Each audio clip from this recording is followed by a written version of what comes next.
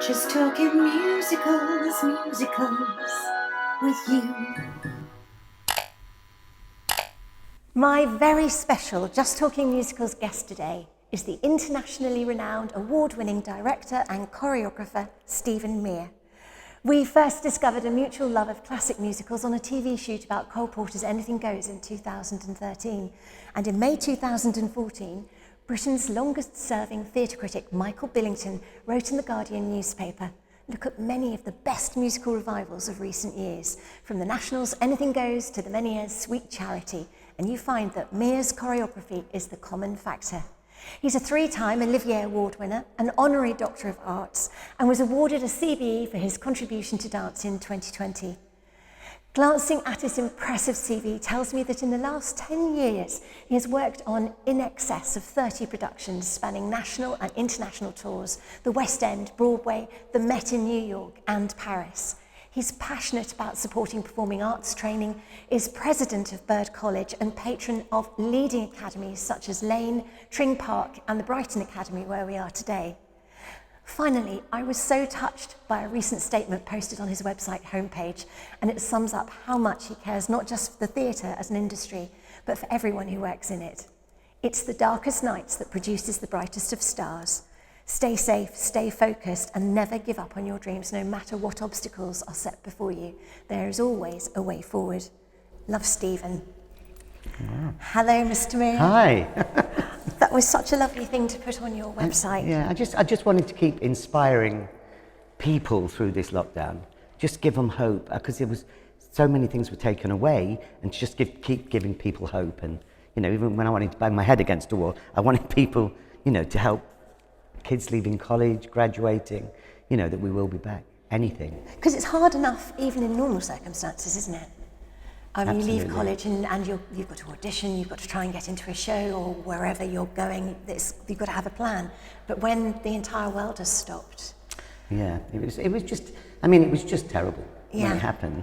But you don't know how to console people, because you couldn't meet people to talk to them. So I try and do as much as I could on the internet and try and keep spreading hope as much as we could. Yeah.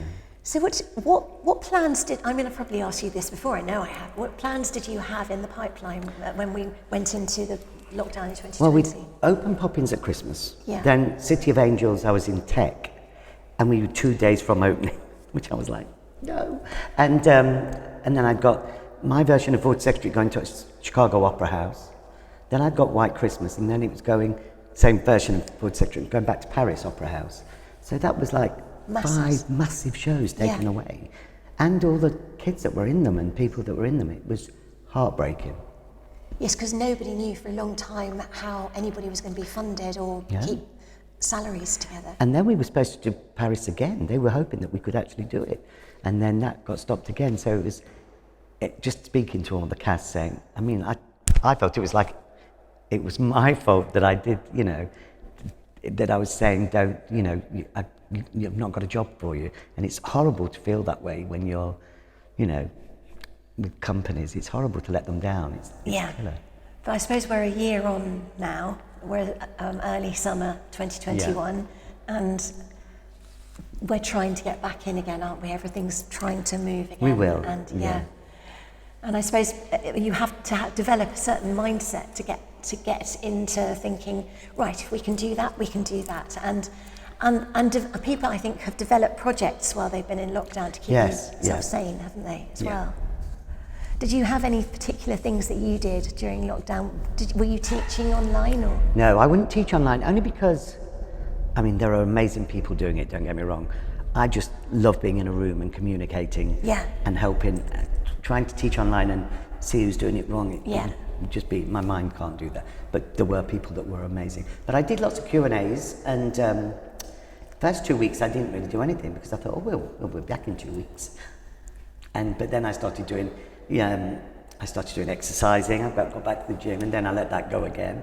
So it goes up and down, but a lot of Q&As, and I kept in touch with people, and I looked at people's online posts of dancing and singing, because I found people I'd never known before, and actually I've got them on a list to be seen for things that I'm doing in the future. Well, isn't that inspiring? Yeah. That's to be taken I note made of, it isn't it? my job to have a look at people's, what they're posting, you know, dance-wise, singing, just to find out who's coming out of these colleges that I don't know. I think that's wonderful, because when you post something on social media, I know for a fact that I feel like it, you often think, well, it took me ages to put that together, no one's going to look at it. Yeah. And to know that it sort of comes in front of eyes like yours, and you're thinking, Yeah, I think a lot of us are doing it now. Yeah. You know, seeing what the talent is that's coming out. that shows you that social media is... Yeah, it's so just works. powerful. Yeah. I mean, and I was so against it originally, thinking, why have I got to go on social media? Yeah. I'm 110. Yeah. But of course, nobody knows you. I post things and they'll go, young kids will say, oh my God, I didn't know you did that. Or, Yeah. and I'm like, oh, perhaps that's what, I should keep doing that. Yeah, it's got a wider reach, Yeah. isn't it? Now, less of today, more about when did you get started? Let's go right back to the beginning. How did you get interested in dance? My mum used to help teach at a dance school called Mear Academy in Loughborough. And I was 3, I think, and I ran in and out the line. Nobody asked me to do it. They never pushed me. And the dance teacher, Deirdre, who has been a godsend to me over the years, said, leave him. And I started to tap at the age of 3. Did you really? Yeah.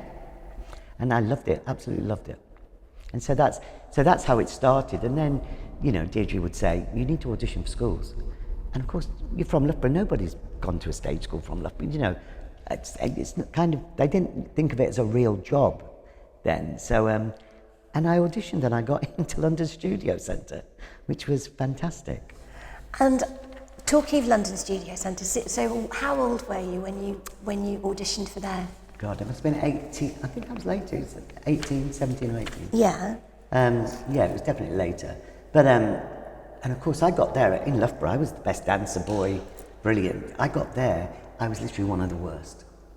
And Now, it was what makes you say that? I mean, tap I could Yeah. keep up with anybody.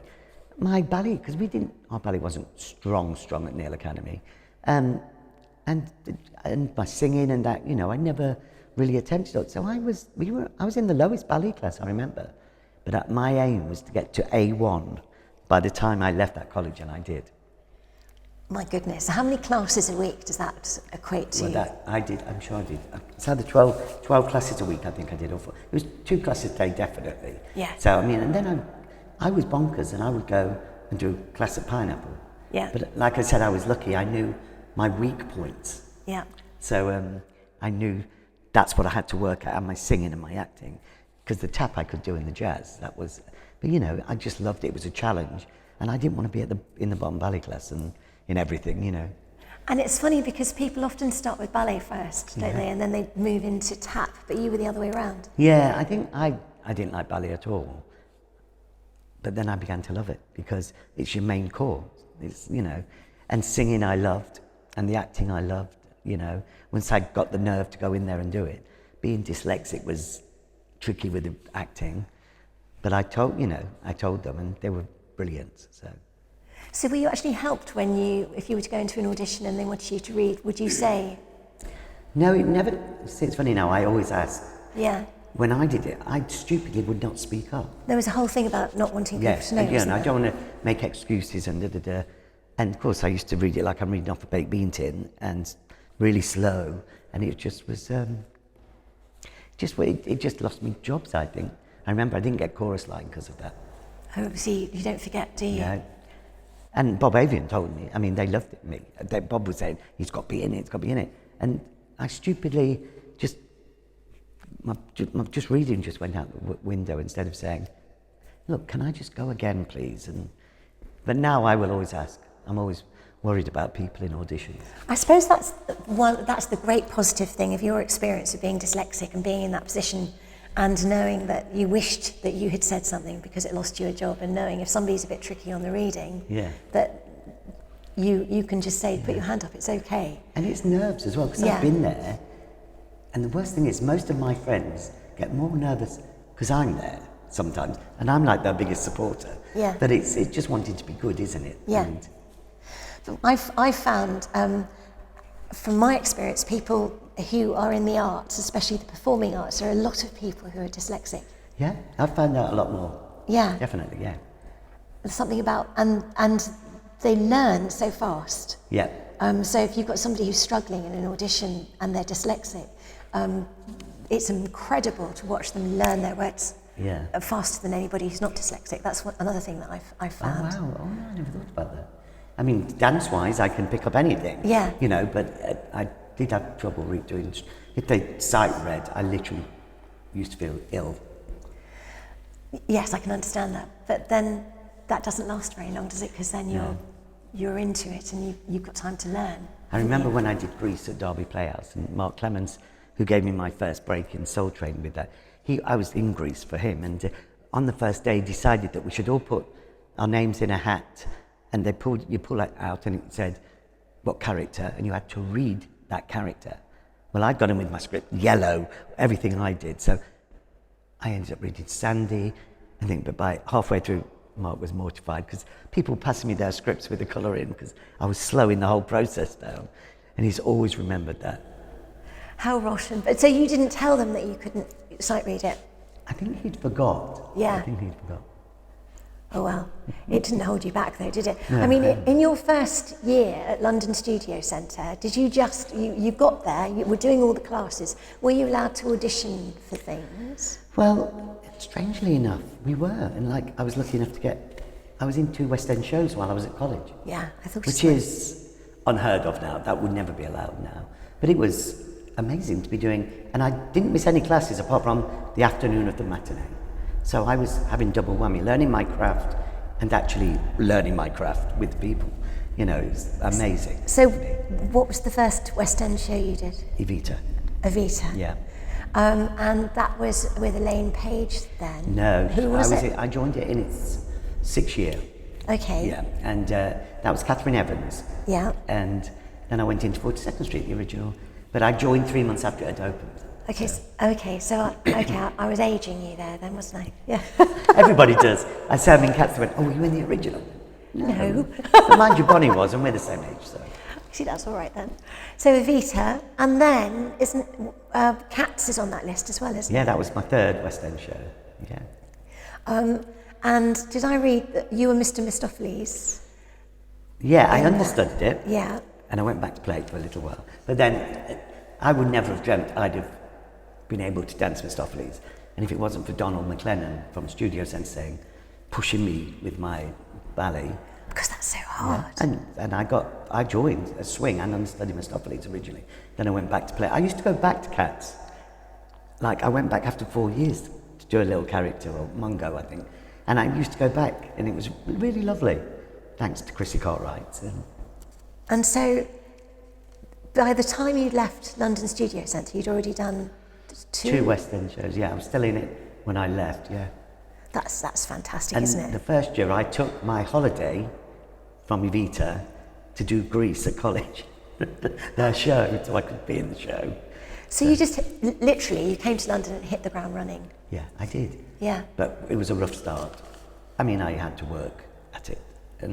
But the thing is, I knew what I had to work at. Where some people think, oh, I'll just do the classes I'm good at because I'm safe there. I think everybody needs to push themselves out of the comfort zone. Yeah. And I suppose that's what you did with ballet, isn't it? Yeah. But look where it got you. Yeah. I had a ballet teacher that didn't like me at studio, and just for spite, I went and did her class in the summer holiday. Just to let her know I meant business, I wasn't, and she absolutely loved me by the end. Because she knew, I really wasn't paid attention to because there was brilliant dancers in the class. But I made sure I did her class during the summer, and she was so shocked. And I thought, well, I'm just proving that I mean business. Yeah, you're not going to get rid of me like that, thank you very much. You often find that in college teaching, people really push. It doesn't always work, does it? No, it doesn't. And also, teachers are mean to you sometimes, but they were to help you and to make you better, you know. Our teachers, I mean, it would never be allowed now. I mean, one of them used to smoke. That doesn't surprise me at all. Singers always used to smoke as well. Yeah. No, but they used to smoke in the class, and it was just it was things that just would not be allowed now in colleges. That is quite extraordinary in the class. Yeah. We've had chairs thrown. There was all sorts. Or frightening. But okay, now where am I in your lovely career path? This was one thing that surprised me recently, because I read the words Pal Joey, because you'd said that was in an interview. I read, so that was that the first professional show you did when you left Studio Centre? No, Pal Joey was my first show I saw in the West End. Okay. Yeah, I've always wanted to do Pal Joey. So that you weren't in it. So no, that was the one. I went to see it. It was the first show I ever went to see in the West End. You see, somebody asked me what my first show was. Okay, because Pal Joey. Yeah. That started out in Mile End, I think, at the old Mile End Theatre, and with Sian Phillips and Dennis Lawson, wasn't it? Danielle Carson. Yeah. And a lady called Buster Skeggs, who was amazing. And they didn't expect it to go on for very long, did they? Yeah, and then it transferred to the West End. I was just blown away because it was my first West End show, and I was like, oh my God, yeah, this is what I want to do. Just talking musicals with you.